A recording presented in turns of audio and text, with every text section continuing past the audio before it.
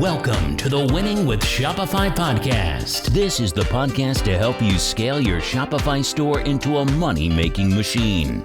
This podcast is sponsored by Privy. Privy is the fastest way to grow sales with email and SMS. You can build your list, save abandoned carts, send money-making emails and texts, and more, all in one place. Plus, you'll get coaching and support from e-commerce experts no matter where you start. Sign up for a free 15-day trial today by heading over to www.privy.com/winning to get started. Your host is Nick Truman. He's a Shopify expert and the CEO of JustAskParker.com, a global specialist marketing agency for Shopify owners. Nick will be sharing his knowledge and interviewing the experts to help you thrive and build an e-commerce business that makes you more money. Now, sit back, relax, and enjoy the show. Here's your host, Nick Truman. Hi, everybody, and welcome to another episode of the Winning with Shopify podcast. If it's your first time, welcome to the show. It's fantastic to have you with us today. If you've been tuning in for a while, welcome back. I would love to hear from you because I see thousands of you in our analytics. This week in particular, and I'm going to shout this out the next few weeks, we're going to build up to do an extra episode, like a midweek episode. We normally post on Fridays, but we're working our way up to do a midweek episode. Something that came to my attention a few weeks ago from some of the emails I get from some of our listeners and some of our dedicated subscribers is that a lot of you guys want to know more about me, and I don't really know how to bring that up without just talking about myself. And you also have lots of questions about Shopify, about marketing. Some things that have really quick answers, some that are a bit more complicated. So what we're going to do is we're going to do a Q&A podcast. So what I'd love for all of you to do is to go onto the winningwithshopify.com website, fill out the form on the site, send us in a quick question. There's just a general contact form. I think there is a question one on there as well. Fill out any of the forms on our website. Send in a question you would like us to ask. Now, if we choose to use your question and we cover your question in that episode, probably, I'm guessing it's going to be in the middle of May, possibly towards the end of May. But if we use your question, we will not only shout out your name and store, your Shopify store, we will also link to your store in the description, which means you get a link from Apple, a link from Shopify. And today we're talking about SEO. So this is all going to be incredibly relevant. So please do go and send us a question on there. And make sure with your question as well, make sure you tell us your name, the name and the name of your store as well with a link to the store. And we'll shout you out. We'll add that into the description and get all of that going. That is the end of this week's announcements. So thanks for listening. We're going to be talking this week, as I'm sure you've seen on the title, and you probably got very excited. And it's a bit of a clickbaity one. So I'm expecting lots and lots of listeners and lots of questions after this as well. But today there's going to be two of us doing a masterclass on SEO, specifically on Shopify. So we're doing a Shopify SEO masterclass. As always, I've got a very special guest with me. His name's Brandon, and he's from a company called SEO Optimizers. So without further ado, Brandon, welcome to the show. Thanks for having me on. I look forward to sharing some knowledge and tips about SEO and how to use it for Shopify. Awesome. Well, it's great to have you with us. And as always, Brandon, tell us a little bit about yourself, a bit about the business, and a little bit about your background. And you told me a little stat before we started. Tell us about how long you've been working in SEO as well. My name is Brandon Leibowitz, and I've been involved with digital marketing since 2007. Got my degree in business marketing, and my first job was in digital marketing. Kind of fell into it, didn't really know much about it. And the company I worked at was an e-commerce website or business, and they didn't know much about digital marketing either. And they're like, all right, we want you to come in, kind of learn with us. We're going to take you to classes and workshops and let you learn about SEO and social media, email marketing, doing paid ads, kind of doing everything, even taking pictures of their products and added it to the website for them. And back then I kind of realized that I feel like everyone's going to have a website in the future, and SEO is a way to get free traffic. Not saying the other ways don't work, which I highly recommend. Doing email marketing, social media, paid ads, it all works, but SEO is a way to get free traffic. And if you can get free traffic, why pay for it? So that's really why I focused over the years and worked at different advertising agencies, worked at mom and pop shops and kind of everything in between, and kind of want to share my knowledge with others. Nice. And I think certainly, was it 2007 you said you started in digital? Just out of interest then, as we're talking about Shopify on the podcast, what platform were you using back then and how different was that to Shopify? Yeah, it was much different. I forgot things. I think it was called Delusion, but that was at the e-commerce website. But then other people I worked with back then be like straight up Dreamweaver, just custom coding, And it was tricky. I mean, nowadays it's so much better with these platforms, but Volusion definitely helped out a lot. I mean, it didn't do everything that these platforms do nowadays, but definitely took care of a few things. But it was still clunky and not the best. But anything to help out, because I'm not a programmer, don't know coding. I know basic HTML, but other than that, that's kind of my extent to coding side of things. So definitely rely on these platforms to help out and have different areas to put keywords and things like that, title tags, meta descriptions, optimize your images, and all that technical on-page SEO things that you would want to be able to do. Luckily nowadays, most platforms let you do everything, but back then it was kind of tough. You're kind of limited to what they would let you do. Yeah, I mean, the only time I ever used Dreamweaver was for a school project. And I remember sitting at school and telling my teachers, like, no one's going to use this. This is not how you build websites. And they told me I was wrong and that's the way everybody's going to do it. And I've never touched it since. So I think, I'm not saying I was right, but, I think school was so far from, certainly back then in sort of, that would have been like 2003 or something. Yeah, it was so far from where we needed to be. But anyway, we thankfully do have Shopify these days. So let's come on to SEO for Shopify. So just give us a quick kind of like 1 or 2 lines on, just for anyone who's like, okay, SEO, I'm new to this. What on earth is that? Brandon, what is SEO? SEO is search engine optimization, which means optimizing your website for the different search engines out there to show up higher when people are looking for your product or service or whatever it may be that you want to rank for. But it's essentially getting you up on whether it's Google, Bing, Yahoo, or even if you're a local business, getting you up ranking on Yelp or Google My Business or TripAdvisor or whatever's popular in your country or city or where you're located, because it's all about just trying to optimize for that. Like even Amazon can optimize for Amazon's algorithm. There's always an algorithm, and it's really optimizing whatever you're trying to promote to get you that free traffic. So you're not paying for ads, but getting in the free results, the organic results. Yeah, definitely. Couldn't agree more. And I think the best thing about SEO, as you mentioned, is it's free traffic. So if you optimize for a search engine, it's going to be completely free. And yeah, fantastic way to start driving traffic through. We're going to dive into the masterclass now for everybody listening. We're going to split this into 3 sections, the 3 big sections, I would say, of SEO. So we're first going to talk about technical and some of the technical things you can optimize on your Shopify store. Then we're going to talk about content, and then we're going to talk about offsite. So kick us off, Brandon. What are some of the technical things you should be optimizing on your Shopify store? So with technical SEO, it's more of going in and fixing or going into the coding and making changes to the coding. So the more important things are like title tags, making sure that you optimize title tag, the meta description. So when you're in Shopify, or if you're on a different platform, but most platforms say SEO, or Shopify says SEO settings on each page. And it's really going in each page and optimizing it. You're not just optimizing your website, but every individual page on your website is an opportunity to rank for different keywords. So going in, and if you're an e-commerce website and you have 10,000 products, it might be a little overwhelming. So I would definitely focus on the more important things, like the homepage is always going to get more traffic, or categories or collections is what it's called in Shopify.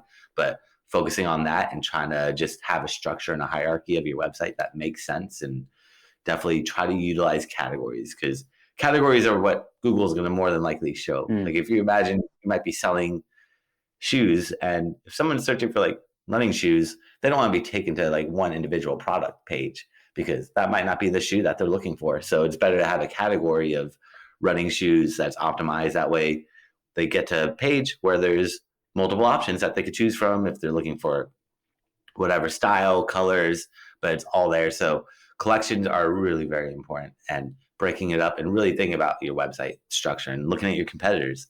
The nice thing about digital marketing is everything is out there in the open. So I can see what you're doing and you can see what I'm doing. And I'd really recommend spiraling the competition and looking at structuring, because they're doing the work for you. So if they're spending all that time, and especially if it's a big company too, like if you have some big corporate company or competitors, you can look at how they're structuring it, because they have whole teams of people doing SEO, doing keyword research, trying to figure out what's the best way to structure it, where to put those keywords, and how to utilize it all. So definitely try to jump on that as much as possible. But Shopify does have like plugins or extensions, add-ons that will help out with SEO, that will kind of enhance it. The more important thing really is the title tag for SEO, like for on-page SEO, is going in and optimizing that title tag by putting keywords in it.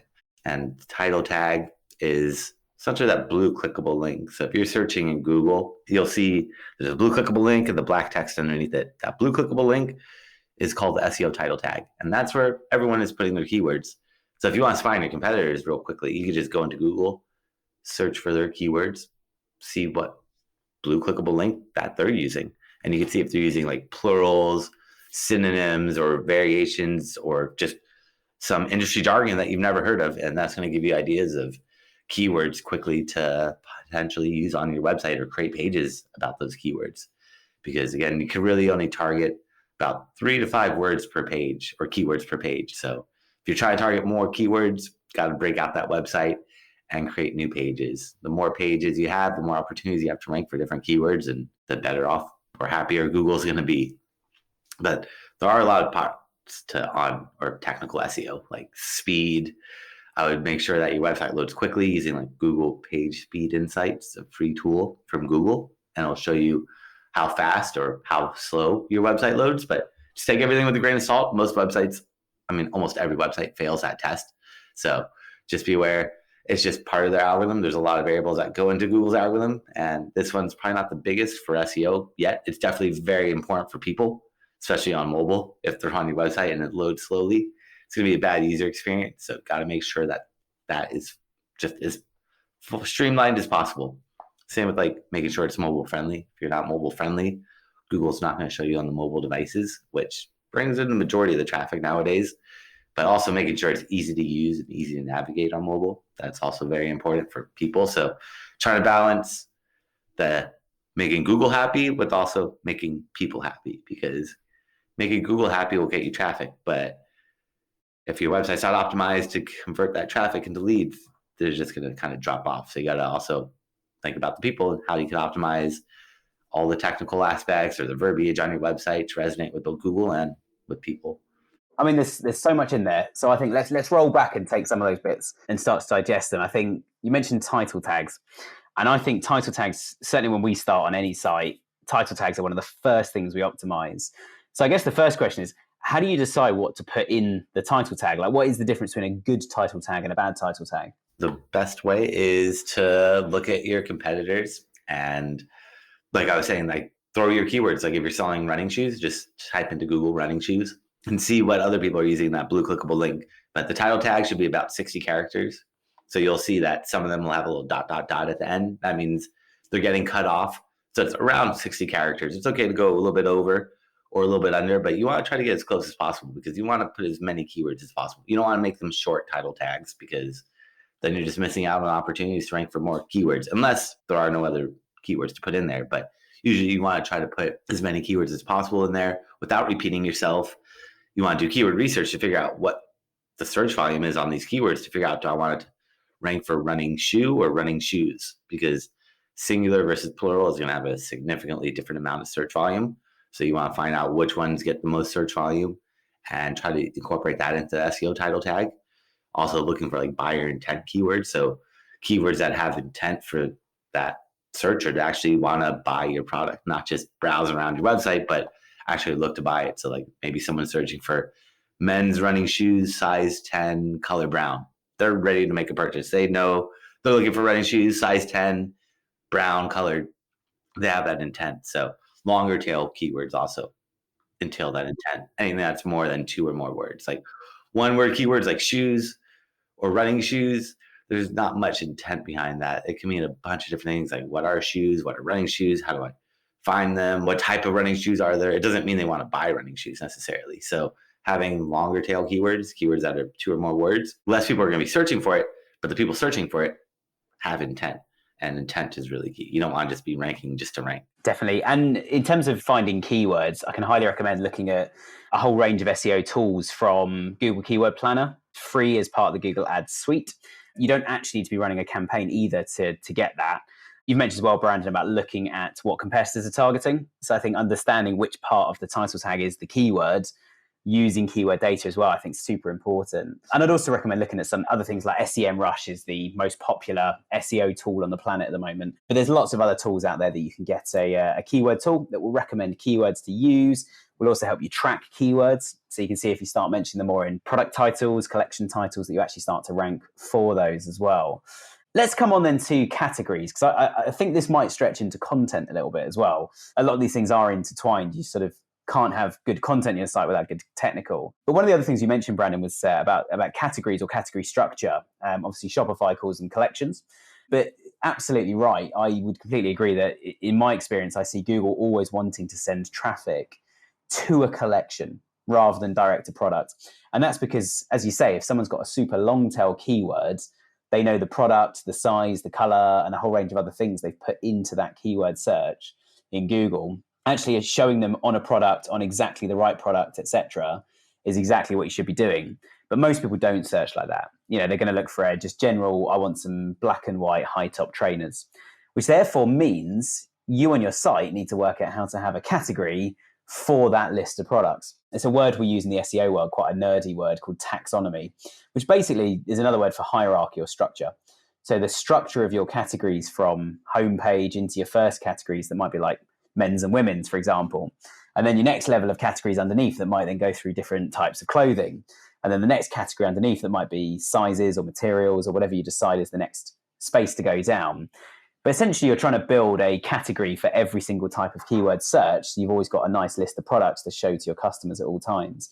Again, using keyword data and all that sort of stuff to go in there. I guess a good question to ask you, Brandon, is what are some of the pitfalls you've found when people are actually structuring and organizing their site? Like, what sort of stuff do people generally get wrong on Shopify with the category structure and the categories they choose? Well, first one would be not even using categories or collections. I see people just throwing up their products and I'm like, well, we need to structure this out a little bit. So that would be the first thing, is not even utilizing them or using too many of them and just going overboard and just having hundreds or thousands of categories when you don't necessarily need all of them. Like, they're just breaking them all up. And the best, you need to really just simple is better. Less is better sometimes, where you're focused on what's important, what people are actually going to be searching for or utilizing, not just creating categories to just create them. And that's where spying on your competition really helps out. Go into Google, search for your keywords, see who ranks on that first page of Google, open up all their websites and see how they structure their website, see what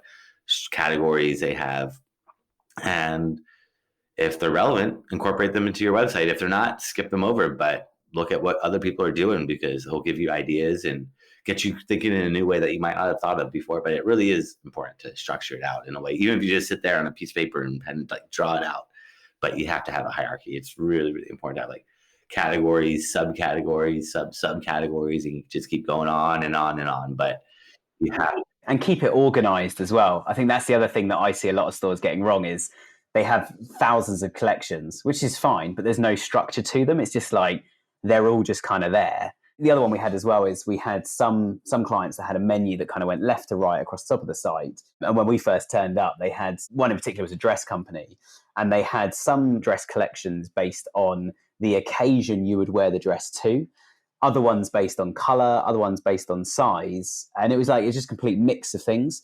So one of our first big recommendations was to make the menu sort of shop by size, shop by color, shop by occasion, shop by what we called collection. So how we actually stuck them all together based on, this is our whatever range, this is our next range, this is our next range sort of thing. Again, I just think you've got to have that structure to it. Otherwise, it just gets really messy. You end up with thousands of different collections all over the place.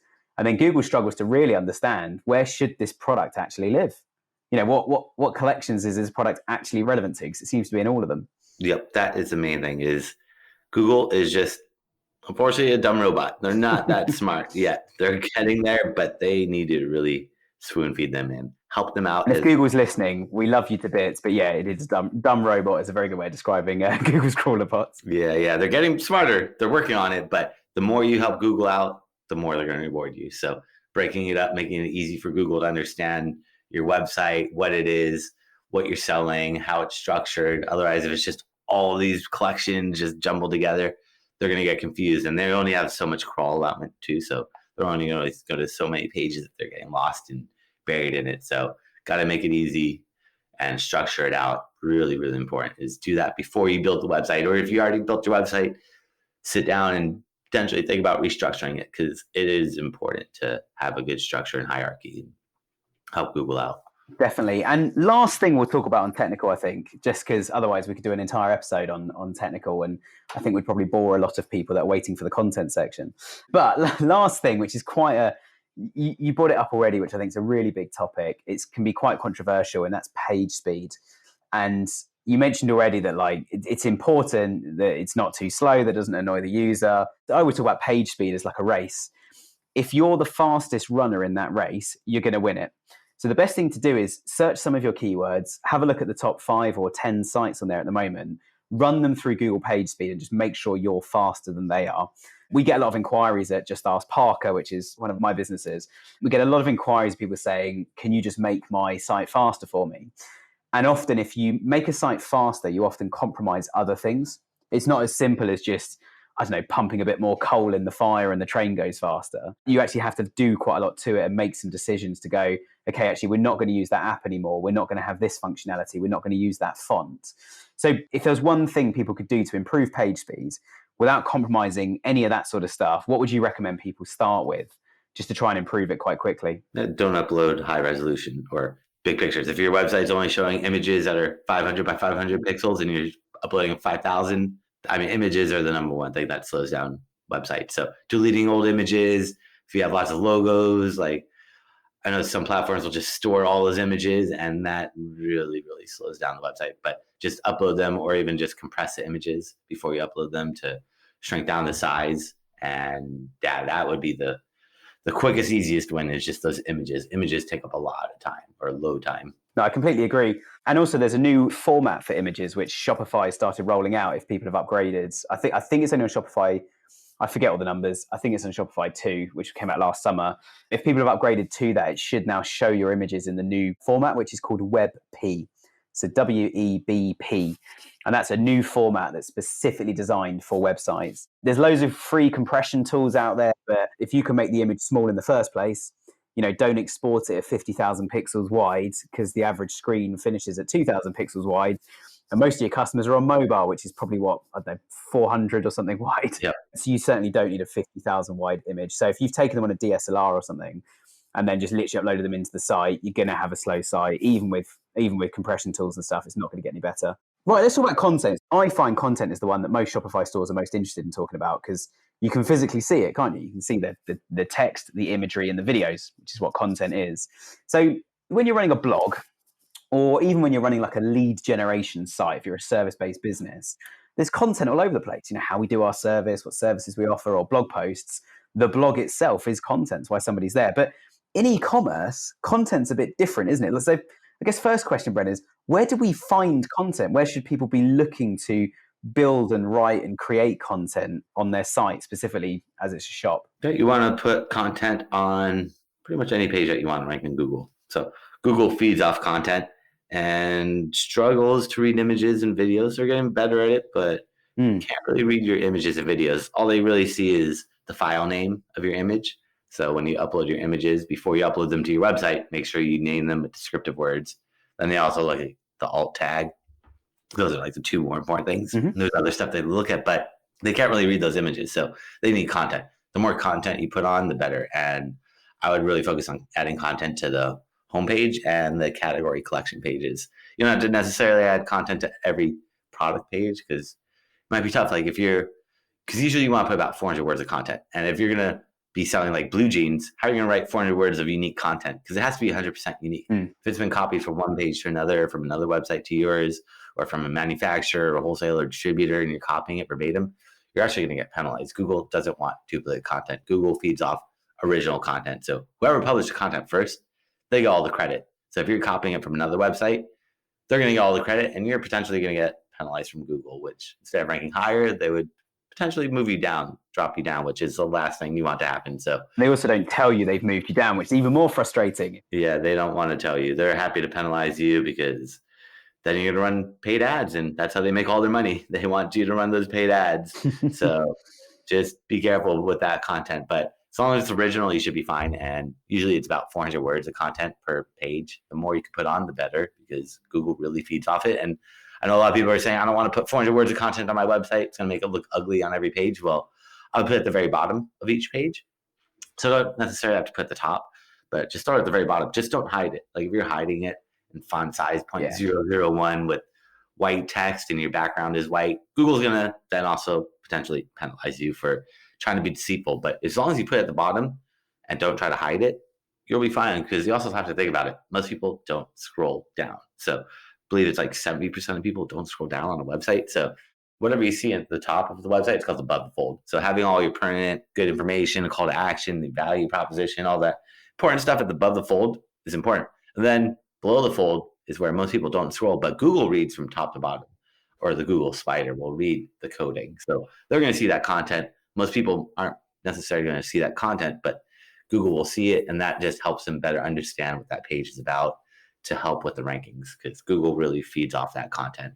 Definitely. Again, completely agree. I think having content on collections is really important. And one thing that Brandon didn't mention that I'm going to add, because it's something we focus on a lot, completely agree we should add content to it. One thing to think about, and we actually do this a lot, certainly with like Google Shopping, is you've got to think about where are people, if you get everything right, where are people going to land on your site? And on Google Shopping, they land on a product page because they've clicked on products. They land on the product page. As Brandon mentioned earlier, in SEO, they land on the collection page. And so actually, if the collection page has no content on it, no information about anything, it's just like, I don't know, women's hoodies, and then there's some hoodies. Don't get me wrong, that can still sell products quite well. Some customers will like that. That might be part of your ethos as a business. But not having anything to welcome somebody in or explain anything means that Google's just got nothing to go off. And equally for a lot of customers, they'll land and go, right, I've never heard of these guys. And I'm going to take a punt and say a lot of people that I know tune into the podcast have got news stores, or it's a side project, you're working full time in a job and have the Shopify store on the side. Therefore, a lot of people are not going to know who you are. So actually, you better well introduce them. Otherwise, they're definitely not going to buy anything, because they're not going to buy anything from a site they don't know about, and certainly, most importantly, don't trust. And so I completely agree with what Brandon said. I think having those 400 words, even if you put them at the bottom, or what we do sometimes is put them at the top with a read more button that then expands them out. So we don't start moving products too far below what we call the fold, the bottom of the screen that the customer sees. But equally, we can get that content in there so Google knows what it's going off. And also for a customer, if they're like, okay, I've never bought this product before, I'm a bit new to this, I've never heard of these guys, they can actually read a bit of content at the top and be like, oh, okay, that's quite interesting. These guys have, it's a hand-picked collection that was all made in the US. But that might be a good box tick. It might be a USP about your particular product, which means you're starting to answer the customer questions. You're going to get a better conversion rate. And if people buy your product, Google's going to want to send more traffic in. With product pages as well, it is a real challenge to work out how to make them all individual. And you mentioned earlier, Brendan, about the, if you've got 10,000 products, sitting down to write unique 400 words times 10,000 products, you're literally looking at millions now in terms of millions of descriptions you're actually going to have to write. And that's just not going to be feasible for almost any business in the world. So you've got to find a way of kind of connecting those dots. Collection's a good place to do it. You could also write some content that's similar on every page. It's not entirely unique. It's also not entirely copied. But again, it's about content and making sure the content is actually relevant to the keywords. It's where that keyword list, that keyword tracking is so important. So the next question then, I think, and you might disagree with this, but I think certainly in SEO, there's two types of searcher on Google, or you could put almost every keyword, almost every customer into one of two camps. One camp, which you mentioned with the long tail keywords, they sort of know what they want. They're kind of educated. They've got good high intent. They want to buy something and they want to buy it pretty quickly. Then you've got the other type of user that I think I want to buy something eventually, but I'm not quite ready yet. I've got some questions. And actually, I might be typing those questions into Google. So how can Shopify stores in particular, where Shopify itself is so focused on like homepage, which is one page, then collections, then products, how can you start to feed some more of that information, or actually build some pages and build some content around some of those more kind of questions, low intent, I'm not ready to buy yet, but if you could answer my questions, I might buy a product. How can people, from a technical perspective, a Shopify perspective, how can people start to write content and build those kind of pages? Yeah, so more question type pages would be blogging. Well, there's a few ways you could do it, but blogs are a great way to just add more content to your website. without necessarily updating your product or collection category pages or the homepage. So blogging about those keywords, but also you can incorporate those questions on the individual or on the category collection pages. So I would search into Google, just like us talked about earlier, like go to Google, search for your keywords. So if you're selling running shoes, you could just type in like running shoes into Google. And there's a section that's called people also ask him there.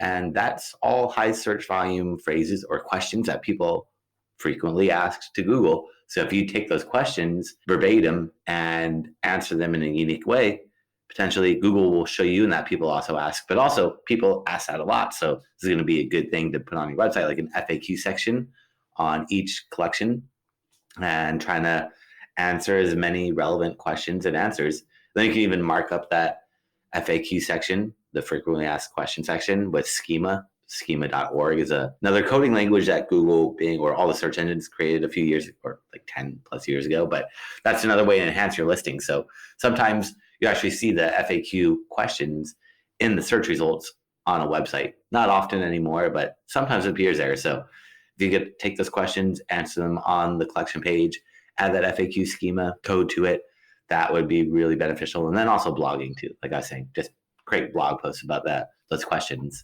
Yeah, I completely agree. And I think certainly you mentioned schema. If anyone doesn't know what that is, do a quick Google on schema. Google call it structured data. Is another buzzword just to keep everything nice and complicated, which I say very sarcastically. But yeah, check it. It's called FAQ schema or FAQ structured data is what Google calls it. But yeah, certainly check out those kind of things. And I think, as Brendan says, I think creating blog posts, creating pages around this type of, sort of question content and slowly nurture people towards a sale. So you could actually answer the question, link from the answer as well back to products or collections that are relevant. So we've got a client, for example, who sell a lot of things for babies. So like pushchairs, prams, buggies, car seats, clothes, all the rest of it. And one of the things we have on there is a blog post that's all about buggy or pushchair is what it's called. And what the question we're answering with that, and the question we rank for really well in the UK and also on their Irish store as well, is the question that we're trying to answer is, should I get a pushchair or a buggy? Or what is the difference between a pushchair and a buggy?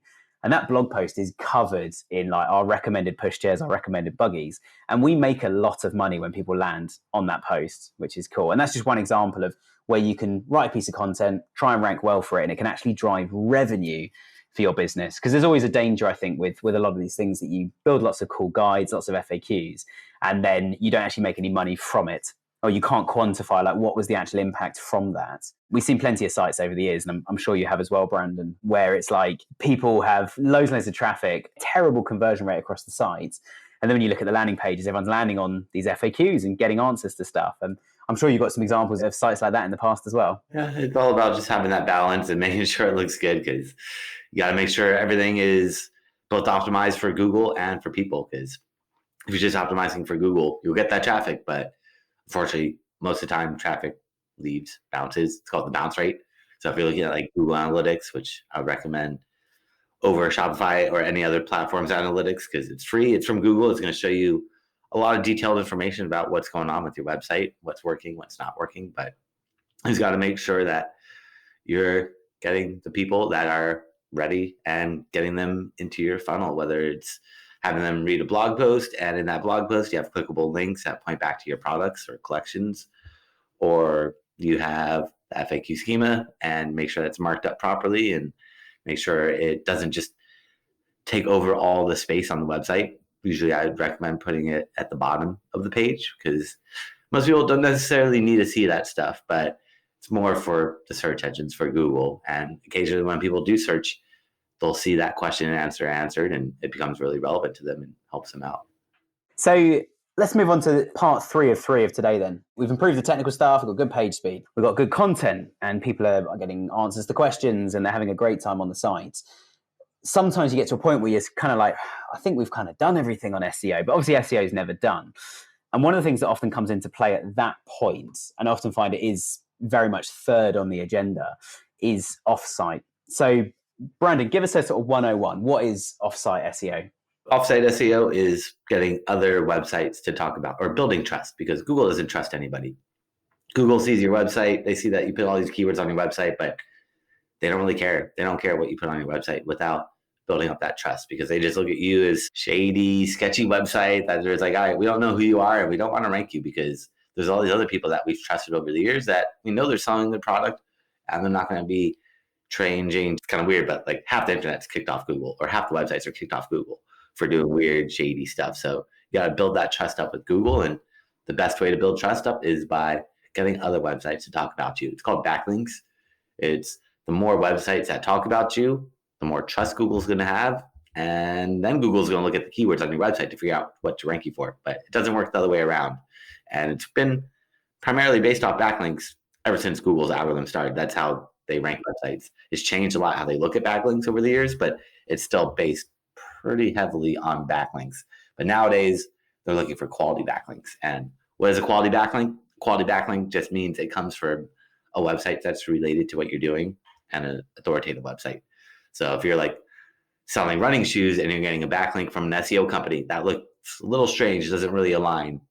You want websites that are related to like fashion, shoes, clothing, athletes, like sports. It doesn't have to be exactly what you're doing, just somewhat related to what you're doing. So that's really, really a big part of SEO, and what pretty much takes up the majority of my day is building backlinks for myself, for my clients, and just building up that trust from Google. Yeah, definitely. And I'm glad you mentioned about the kind of, we call them high quality links. And it's so important to make sure you've got links of good quality. And the classic one is where, I say classic, back in the olden days, a lot of SEO companies just built millions of websites that had no real purpose under the sun. It was like, literally, a lot of them were called directories. And it was just like, here's hundreds and hundreds of websites all listed on a site, literally in a list. I mean, there might be a site they were linking to, but it was just like, here's a site purely for the sake of building backlinks. You mentioned Google's changed a lot over the years. The fundamental is the same, like, let's get a backlink from a site of value. If you go down that route of just getting loads of bad quality backlinks, Google is going to kick you off Google very, very quickly. You're going to lose all your traffic. So yeah, one bit of advice is please don't do that. What you want, as Brandon mentioned, I'll give some examples of this, some links we built for clients over the last few years. You want links that are either sort of a sidestep from what you do, or they're directly associated. So if you had an article that you had written and that went out in the national news, say you were a financial institution or a mortgage advisor, as a good example. So you're a mortgage advisor and how people can get mortgages to buy their first home. And you've written an article about, why use a mortgage advisor. And that article talks all over the place about mortgage advisors. That gets published in a really well-known, highly regarded publication in the housing and people section of the paper. And it links back to your site with loads of links saying, you can check this out. If you want some mortgage advice, go here. These mortgage advisors recently won an award, and that links to a page on their site with the award and whatever. That's all really, really good, high quality, super relevant stuff, unlike the directories. Another one we had a while ago is quite simple. We were working with a company that sold lots of things for pets, so for dogs and for cats especially. And they were getting links from lots and lots of kennels. So although the kennels themselves, they're not a threat, they're not a competitor, they're not trying to get links from competitors or anything like that. But a kennel is where you leave your dog or cat when you go on holiday. So having links from there to say, if you come and stay at our kennel, we buy all of our food and medicines and equipment and everything else from this trusted petshop.com or whatever they're called. Again, really, really good link. So have a think about where to get good links from. And a really good way to do it, and I'm sure you've done this as well, Brandon, in the past, is a good way to do it, as you mentioned earlier, look at competitors. I think the fastest way we learn or build a list of who we should get links from is to look at your competitors. Because if they've got a link, we probably want a link from a similar place as well. What other linking strategies are there, Brandon, or anything to say on those points? Yeah, no, definitely go for quality. Don't just get as many backlinks, but focus on quality backlink, quality websites. Anywhere where it says free listing, like those directories or anything like that, it's not going to be the best. You want to go for places that don't just say add your website, add your link, because Google's going to devalue those and not give them as much value as they used to in the past. So yeah, going for quality and relevancy, getting on other related sites. One way to do that is by blogging on other websites. So like building relationships with other websites and that are related to your industry and seeing if you could potentially give them some content that in exchange, that content would have a clickable link that points back to your website, and they're getting free content, you're getting a backlink. So it's kind of a win-win situation for everyone. That's usually the safest way to build backlinks nowadays in 2022. But again, there's so many different ways, but focus on quality. Don't just go on a site like Fiverr or anything to buy backlinks. Anywhere where it's like too good to be true, it usually means has a catch. And that catch is Google probably bought all those backlinks and penalized all those websites because Google has an infinite budget and they make all the money off Google ads. So they don't want you to do SEO necessarily. And they're happy to penalize a website that's trying to game the system or trick them and make you spend that money on their ads. So just be careful with them. That's the one part where Google updates their algorithm frequently. And the one thing that gets constantly updated is the backlinks, like looking at how they qualify backlinks, because people always find ways to trick Google or game the system. And backlinks are usually what people find loopholes in, but just be careful. Yeah, definitely. We have a phrase we use a lot here, which is if you don't think a customer's going to click on the link, don't build it. So if someone's in a directory looking at, a directory of where to buy a new boat and you sell parts for boats, great place to be. You could absolutely, you could highly expect a customer who's looking at buying a boat to actually also want to buy some parts for that boat. That makes a lot of sense. Whereas if somebody is currently reading a blog from somebody who does a lot of traveling, and then you're suddenly there talking about the latest hardware for a computer, completely irrelevant. So yeah, make sure it's high quality. And as I say, I think we often try to aim for links that we think a customer would click on. If you get link building right, you can also drive traffic from the links you're building. And that's the most important part, I think. What Google's looking for is they want a site that's being spoken about regularly, that's highly recommended from other places. And yeah, Brandon, you put it really well, I think, talking about trust. Social channels are an interesting topic with offsite, aren't they? What would you recommend to people with social channels or how to use social channels to drive offsite SEO? Social media doesn't help out for SEO, but it definitely brings in traffic. So I'd recommend using social media, but if you're trying to get backlinks from social media or get more rankings from Google, it's not going to work because Google is pretty much blocked from all social media channels. They're all direct competitors except for YouTube. Google owns YouTube and Google has a partnership with Twitter, but even there, it's only so far. So you really need to focus. I mean, if you want to do social media, it's okay, but it's tough to get people off social media. Like usually platforms like Instagram, they lock you in there. They don't want you to leave Instagram. So getting traffic from social onto your website is tricky, but Pinterest is pretty good at that if you're selling something that people would want to use from Pinterest. So you just have to understand like what social platforms you're utilizing, who's your audience. If you're selling like something with DIY, fashion, crafting, female oriented, Pinterest is going to be huge for you. But if you're selling something that's like men's grooming products, it might not be the most relevant on Pinterest. I would still try it, test it out. You never know what's going to work, but you just have to know who your audience is and what platforms they're on and how to get them to leave there. But just test. You never know what platform is going to work for you. Every business is different. And just like with SEO, we could find your competitors and see what platforms are active on social media. See if they're using Facebook. Are they on Instagram? Are they on Twitter? Are they on TikTok? If they're using them, look at how often they're posting, or are they getting engagement? If nobody's engaging with them, maybe it's not the platform that you should be on. And I think something you touched on there, which is definitely falls in the social media camp, not SEO, but something I've been wanting to mention for a while on the podcast is exactly what you've just said about social. So if somebody's got like 1 million followers, a business got 1 million followers on Facebook or Instagram or something, and you look at the engagement that they're actually getting on the posts, and you find they're getting like 20 or 30 likes from this audience of 1 million, they're getting absolutely nothing. It's not active. It's not working for them. You can be fairly sure of that, which is cool. Brandon, thank you so much for joining us today. We'll bring things to a close there. How can people reach out to you? How can they get in touch if they want some help? Yeah. So for everyone that listened today, I created a special gift for everyone on my website. If you go to SEOoptimizers.com/gift, that's SEOoptimizers.com/gift. And there's a special gift for everyone there. And if they want to reach out to me, they could reach out there as well and get all my contact information. Nice. And I mean, look, it's rare we have two of us doing exactly the same thing here. So if anyone wants any SEO support as well, we do that at Parker. We have a set plan as well. So feel free to reach out. And yeah, thank you so much for joining us again, Brandon. We'll be back again next week, as always. And again, last time I'll plug this today, and I'll be plugging this again at the beginning of next week.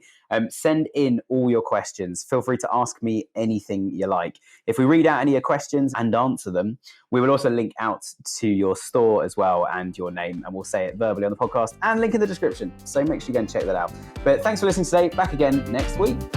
Thanks for listening to today's podcast. You can subscribe to our weekly newsletter for exclusive offers at winningwithshopify.com. And don't forget to check out our Facebook group by searching for Winning with Shopify on Facebook.